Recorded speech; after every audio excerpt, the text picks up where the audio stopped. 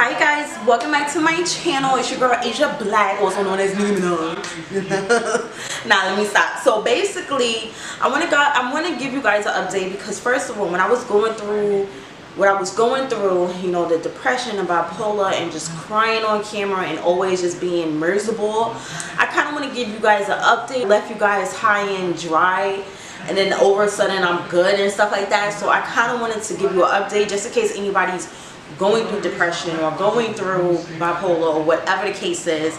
And I want to, you know, give a little background information so you guys are up to date with me.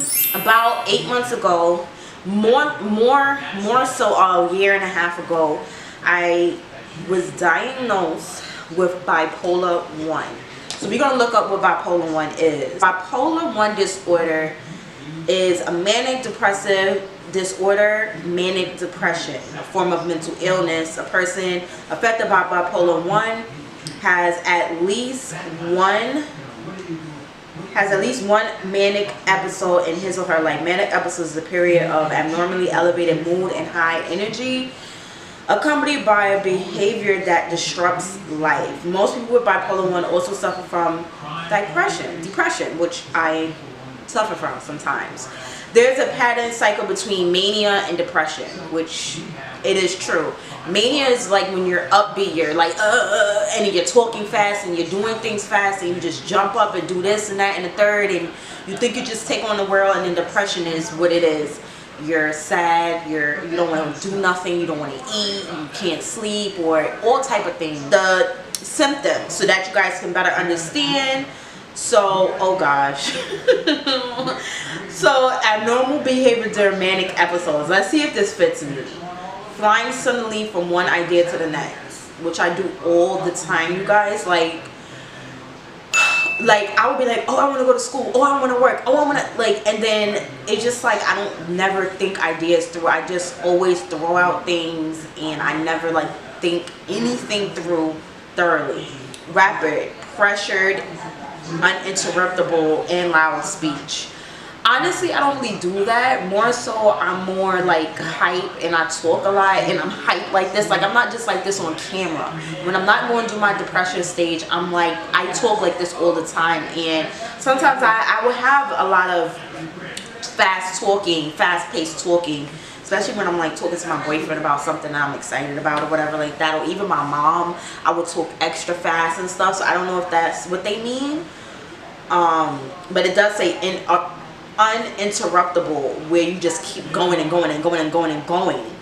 And then we got increased energy and a decreased need for sleep. Inflated self-image, I'm not quite sure what that means. It sounds like you don't like your image, but right now I like my image, but I don't know what they're talking about. It's substance abuse, which I'm going to just share a little story time a little later on to let you know how I am abusing the substance abuse along with my manic episodes. Now, I'm supposed to see a doctor, not a therapist, at least once every 2 weeks. I'm supposed to see one, but I honestly don't make it to all of them.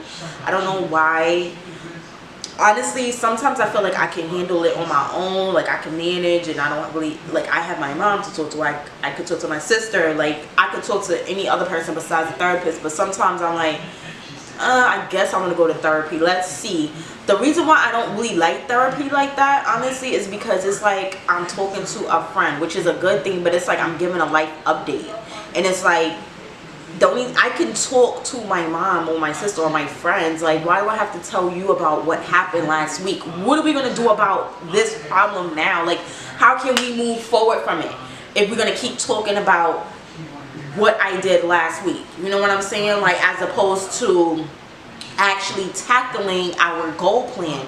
That's what I have a problem with therapy. I feel like it's cool if you don't have nobody else to talk to, but if you do, it's like I'm wasting my time going to therapy. That's how I feel. You know what I'm saying? And I've been to at least 3 different therapists and they all do the same thing. Okay, so tell me about this past week. And I'm like, my nigga, I want to know why I'm like this. Or I want to know a little bit more detail than what you're doing. You're only telling me to give you an update. So, you know, that's that. The psych, which is the person that prescribes medicine to you, I'm supposed to see them once a month, but at this location I don't think there's like a site. Just my normal primary doctor is the one who prescribes me my medicines. And this is my medicine that I take. I take sertraline, which is like Zoloft.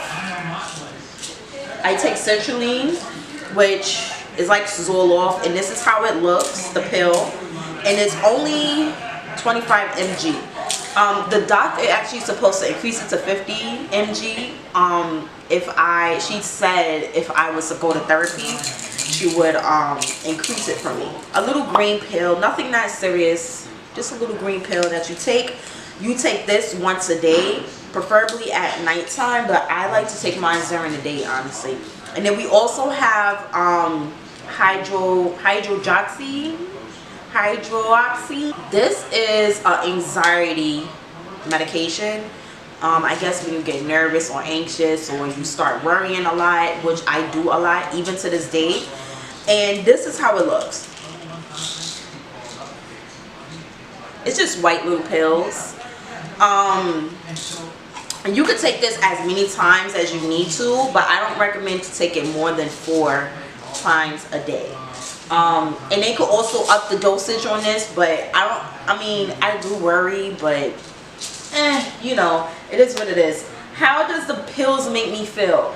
The sertraline, I don't really know how this makes me feel because I always take it as a combo, but from what I've learned, and also just taking this on the side, like say if I'm anxious and I already took both of these together, I'll take this, and it'll make me feel tired or whatever like that. So basically that is how it makes me feel. I don't know how this one makes me feel. I never take this one alone. You can if you want to. You don't always gotta take it as a combo, but this is to balance my mind, like the bipolar part, and this is for the worriness that comes with being bipolar and having depression and stuff like that. And I do have anxiety problems too, so that's why I have that. So like I said, I'm bipolar depression. I'm bipolar 1/depression. So as of right now, like I said, I have these periods in my life where 1 minute I'm good, you know, like nothing's really bothering me, but then the next minute it's like everything bothers me, from, you know, just not making the right decisions or not getting what I want out of certain people, or just myself, like fighting battles against myself. Like I don't have my own place, I don't have a car, I'm not in school, I didn't graduate yet, like all type of things. And that's what brings me back into the depressive stage, when I really concentrate on those type of negative thoughts. So how I combat these negative thoughts, I don't know, I guess try not to think about it too much. But another thing about me is that 1 minute I could be good, even to this day, even something like today, I can be good, but then somebody could say something so little and it could blow minds, and then that's when my whole attitude changed. So I could be like laughing, playing and all of that, but it'd be one little thing that you say wrong, and to normal people it's okay, you know, they look past it, but me, it's like.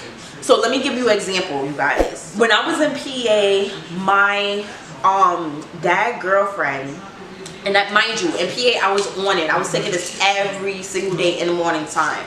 But it was one morning that I didn't take it right away. So as I'm getting ready, you know, she comes up and she's like, oh, you know, I fixed breakfast, come downstairs and eat it before it gets cold. And that right there triggered my attitude.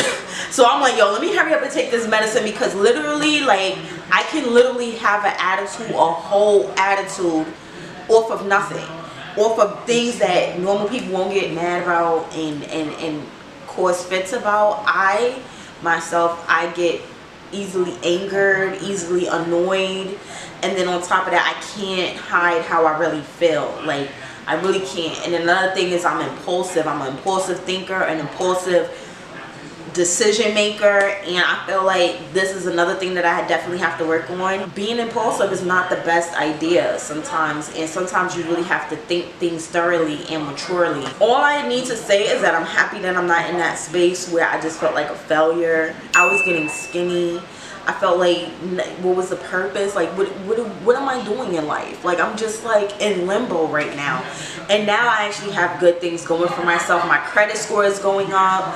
I have a good job, like good pay, and I'm just trying to better myself because I'm about to have a job and I have a daughter looking up to me and stuff like that. So I need to make better decisions as opposed to being mad. I need to be happy and hyper and stuff like that. So yeah, any recommendations for anybody that's going through depression? Honestly, it just starts with you. I'm not gonna hold you. It starts with you. If you want to be better, okay, and you want to see better for yourself, it really starts with you. And I had to learn that. I had to learn that, you know, even though I don't go to therapy like that, but here and there it does help. And with the medicine, it does help. Okay, at first I was scared to take it because I'm like, dang, I can't drink no more and stuff like that. Yeah, I do drink, but honestly, because I have a mental illness, I don't think it's a good idea that I drink. And I could tell you what happened on my cruise due to me drinking. And honestly, you know, there's certain things that can affect me due to me drinking and mixing my medicine with drinking liquor and stuff like that. So I kind of want to just relax from that. And like I said, it's up to you guys if you want to be a better person, if you want to do better for yourself, if you want to stay in a depressive state and don't eat and get skinny. I hated myself when I was skinny. Like, I remember I always wanted to be skinny, but then when I got to that point, and then just not only being skinny, I just looked at like I wasn't happy. I looked at miserable, and I wasn't really doing nothing for myself. So I decided to enroll in school. You know, it's just one step at a time. You know, go to therapy, take medicine, go to school. Then I stopped going to school because it was the summertime. And then just doing things for me that helps me feel better. Now I'm gaining my weight back. Now I'm back to normal. Now I want to wear makeup and stuff like that. So I'm really, really happy that I made the decision to just do better for myself. And at the end of the day, you know, depression is a killer, okay? You can kill yourself over depression. And it shouldn't have to get to that point. You just imagine the celebrities, they got all of this flashy stuff, but yet how can they be their own demise? You get what I'm saying? You have to want better. You can't be depressed, listening to sad songs, and it being mean and angry when you only should be use that energy of negativity into a positive way. And if you don't know how to, I think as a person, when you see my videos 8 months ago, I think the best idea, if you don't know what's the first step, is going to a therapist. And sometimes, I'm not going to hold you, the therapist may be like, oh, we're full and we may not. No, you listen. When I tell you, you need to cry on that phone, because my mom been trying to see a therapist and they keep like curving her. But when I tell you, you need to want it. If nobody else can get it for you, I can tell you. But like I said, the first step, don't talk to your friends. You need meds. Like, I'm telling you, meds and a therapist. And then once you get the hang of things, of what you learn from the therapist, what you can learn, then maybe you could try to take care of things. Like, say if you're depressed about not having a job, there's jobs out there, bro. Like, you just got to be on the grind, hustle.